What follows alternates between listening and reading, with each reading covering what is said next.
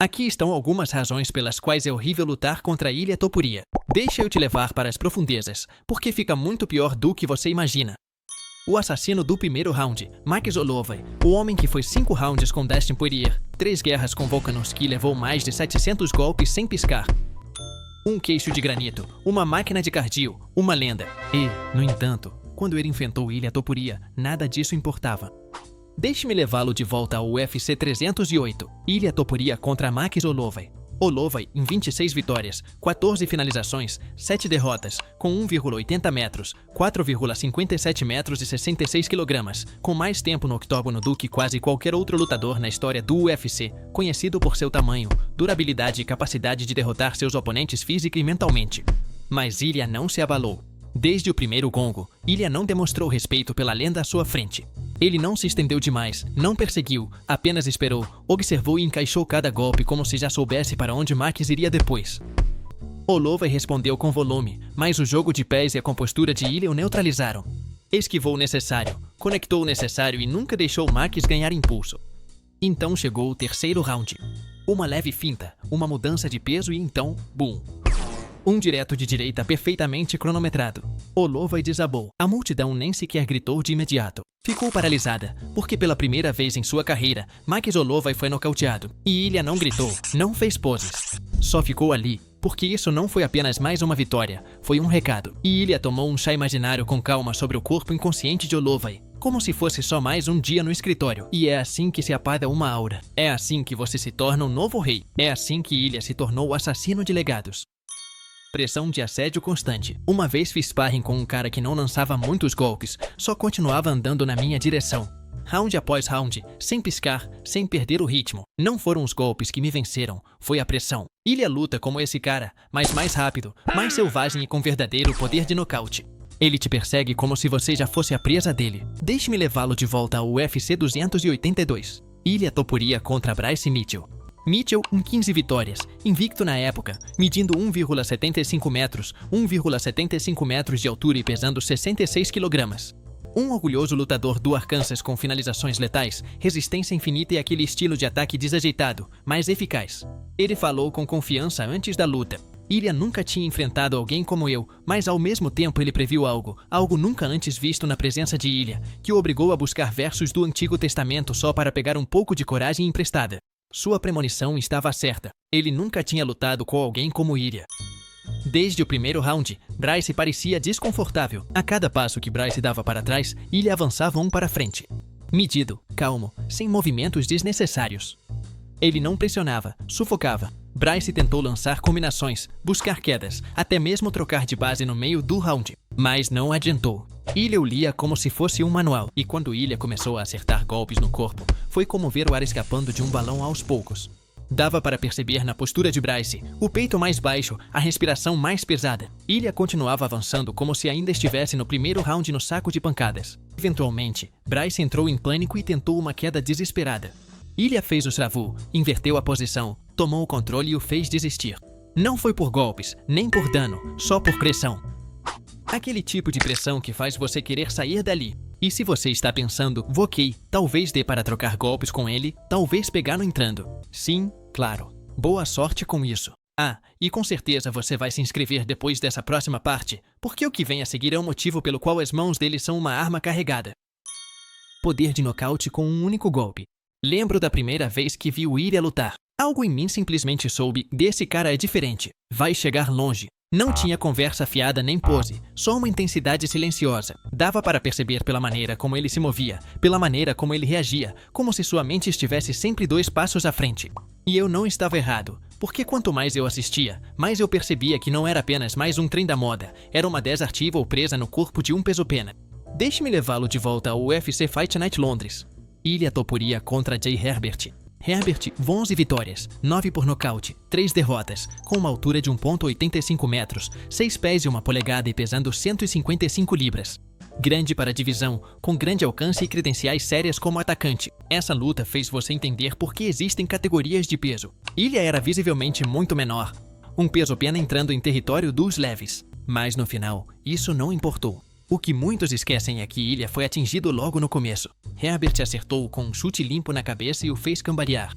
A maioria teria ficado na defensiva, jogando seguro, tentando se recuperar. Ilya não é desse tipo. Ele se recusou a dar a Jay uma vantagem mental, a admitir no meio da luta que o inglês o superou na trocação. Machucado e visivelmente abalado, continuou avançando e começou a castigar o corpo com força.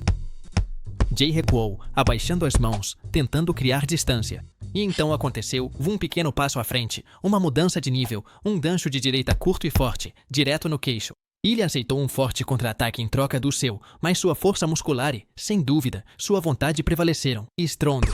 Jay desabou como uma estátua de guerreiro despedaçada, olhos abertos, corpo congelado, apenas o interruptor desligado. Sem uma comemoração louca, não havia necessidade. Ilya sabia o que tinha feito. Ele foi embora como um homem terminando seu dia de trabalho. Então você pode começar a pensar, bem, é melhor eu levá-lo para o chão. Deve ser mais seguro lá. Mas se esse é seu plano, você está caminhando direto para o próximo problema. Faixa preta em Etal.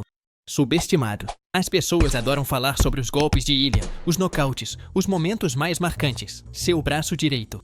Mas o que ninguém fala e o que a maioria dos seus oponentes subestima completamente é o que acontece quando a luta vai para o chão. Porque Ilya não é perigoso apenas em pé, ele é faixa preta em jiu-jitsu brasileiro, treinado desde a infância. Quando consegue ficar por cima, é como uma piton, apertando mais a cada respiração que você dá. Deixa eu te levar de volta ao UFC Fight Night Ilia Topuria contra Joseph Zalal. Zalal, 10 vitórias, 2 derrotas, 1,78 m, 5 pés e 10 polegadas e 145 libras. Um lutador dinâmico, completo, com movimentos ágeis e um jogo de finalizações sólido por si só. No papel, isso era uma batalha de trocação com algumas trocas de grappling. O que tivemos foi um show de grappling de um homem só, com Ilya no controle total do começo ao fim. Ilya buscou a queda nos primeiros segundos, uma vez que conseguiu, nunca largou. Transições suaves, controle pesado por cima. Cada movimento tinha um propósito. Zalal tentou escapar, criar espaço, mas toda vez que se movia, Ilya já estava 2 passos à frente. Zalal não estava lutando de volta, estava afundando. Em um momento, Ilya encaixou um estrangulamento tipo anaconda tão apertado que a equipe de comentaristas achou que era o fim. Zalal, de alguma forma, sobreviveu, mas o dano já estava feito. 3 rounds de pura dominação e nada teve a ver com striking. E aí está a armadilha. Você se prepara para o artista do nocaute, as mãos rápidas, a pressão, mas uma vez que Ilya te leva para o chão, percebe que isso era só o começo. Conte os temas até agora e você vai começar a notar que esse cara não parece ter pontos fracos. Mas não relaxe ainda. Ainda faltam mais 2. E te aviso, são ainda piores. Golpes precisos com intenção de nocaute. E então chegou a luta que mudou tudo. Até aquele momento, as pessoas ainda tinham dúvidas. Será que Ilya estava superestimado? Será que ele aguentaria 5 rounds? O que aconteceria se ele enfrentasse um verdadeiro nocauteador? Ele ouviu tudo isso e não discutiu. Ele apenas esperou o momento certo para responder. Aquele momento foi Josh Emanuel. Deixe-me levá-lo de volta ao UFC 175. Ilia Topuria contra Josh Emanuel. Emanuel, com 18 vitórias, 13 finalizações, 1,98 metros de altura, 180 centímetros de alcance e 68 quilogramas. O lutador feroz. Uma fera física. O tipo de adversário que cobra caro por cada erro. Para Ilya, esse não era apenas mais um evento principal, era seu campo de provas. Todos os olhos estavam sobre ele e não havia margem para erro. E desde a primeira troca de golpes, dava para sentir. Ilya não estava ali para participar, estava ali para dominar. Superou Emanuel em todos os aspectos. Boxeou com mais inteligência, acertou golpes mais limpos, defendeu com mais precisão e o mais assustador foi a calma, sem gestos, sem emoções, só negócios. Round após round, fez Emanuel parecer preso em outra época. O que deveria ser uma guerra virou um desmonte técnico. No final, a única pergunta que restava não era se Ilya pertencia ao topo, mas quanto tempo faltava para aquele cinturão estar em sua cintura. A declaração final. E então chegou o campeão, Alexander Volkanovski, o homem que dominou a divisão. Um ex-jogador de rugby que se tornou o rei peso por peso. Venceu o Movai 3 vezes. Sobreviveu ao estrangulamento mais apertado de Brian Ortega.